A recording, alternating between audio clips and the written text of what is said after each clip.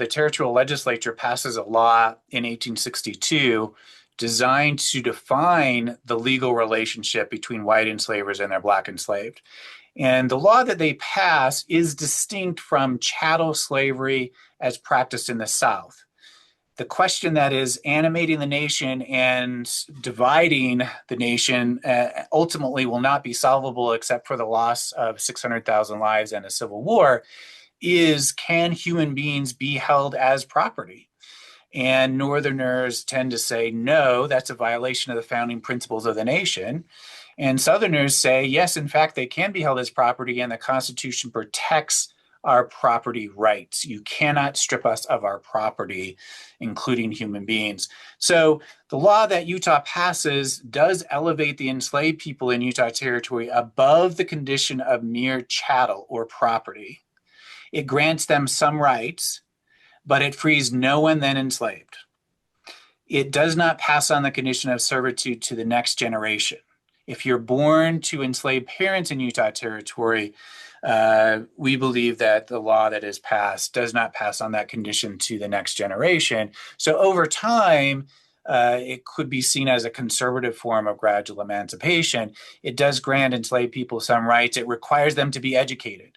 In the South, you could not be educated. It was against the law in the South. Utah law requires it. It says you cannot, an enslaver cannot sell their enslaved to another enslaver without their consent. If you have consent, you're not property. Mm-hmm. So there are aspects of Utah's law that elevates them above the condition of property. But like I said, it does not free anyone then enslaved. You have to understand in the 19th century, there are a spectrum of unfree labor categories. We tend to think in the 21st century of only free and enslaved. There are apprenticeships, there are indentured servants, and the law defines those who are enslaved in Utah as servants and grants them some rights, but does not free anyone. Now, at the time, was there any kind of sort of moral debate going on within the church and the church-related governing bodies about the morality of slavery? Absolutely. There is a protracted debate over this bill that passes in 1852. It's called an Act in Relation to Service. And one legislator who was also a Latter-day Saint apostle, so there's the overlapping of religion and politics in the territory, who says, okay, I don't care about the fine distinctions. Any method of unfree labor is in fact slavery. And he proposes that the bill be rejected outright and tells his legislative colleagues that if they pass this bill, it will be enough to cause the angels in heaven to blush. That man is Orson Pratt.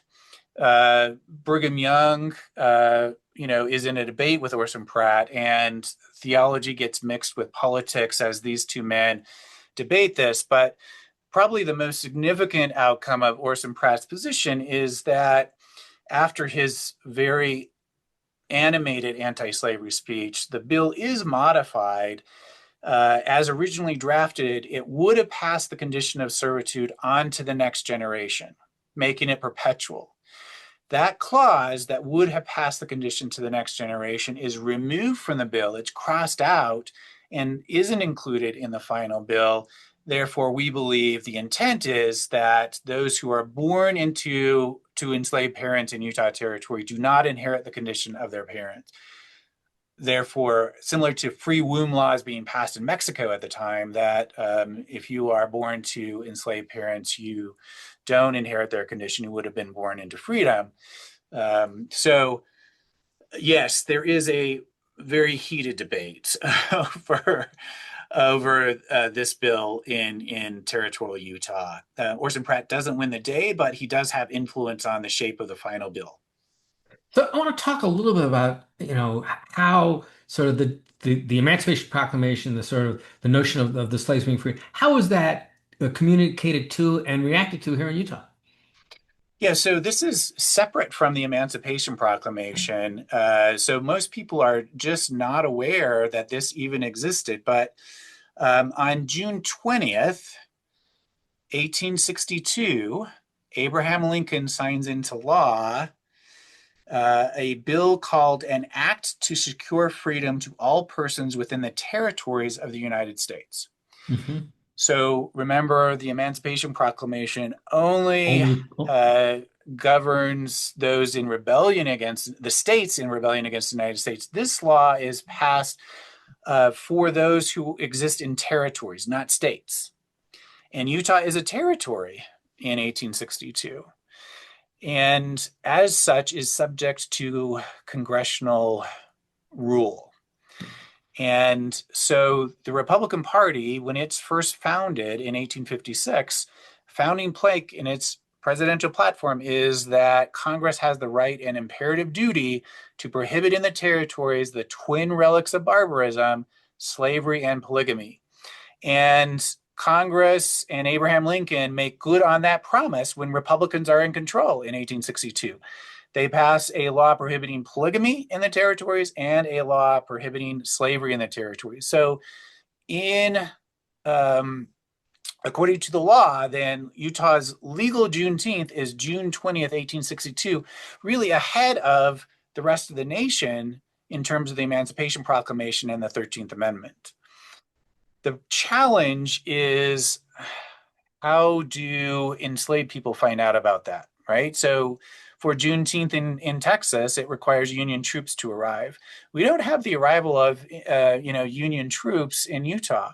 The only evidence that we found of an announcement of this law that is passed is published in the Deseret News in July of 1862 on page 4, buried in the middle of a column titled From Washington. There are no banner headlines, no big announcements. Yay, slavery is over in Utah Territory. It's really buried in the middle of a column on page 4 of the Deseret News. So, as historians, it's really difficult to ferret out, when do enslaved people learn that they have been freed in Utah Territory. And it's very possible that they may have had to have waited until the end of the Civil War in 1865, the passage of the 13th Amendment in December of 1865, even though the legal end to Utah, to slavery in Utah, would have been June 20th, 1862. I have to ask, given that it sounds like there was not a lot of publicity surrounding this, was there more publicity surrounding the polygamy ban, which might have been a little bit more of a significant issue here in Utah? Yeah, definitely. Obviously, Latter-day Saint leaders are concerned about that, and they will spend the rest of the 19th century pushing back against the increasingly stringent laws that are passed against polygamy, and won't capitulate until 1890, when the federal government attempts to confiscate Latter-day Saint temple properties.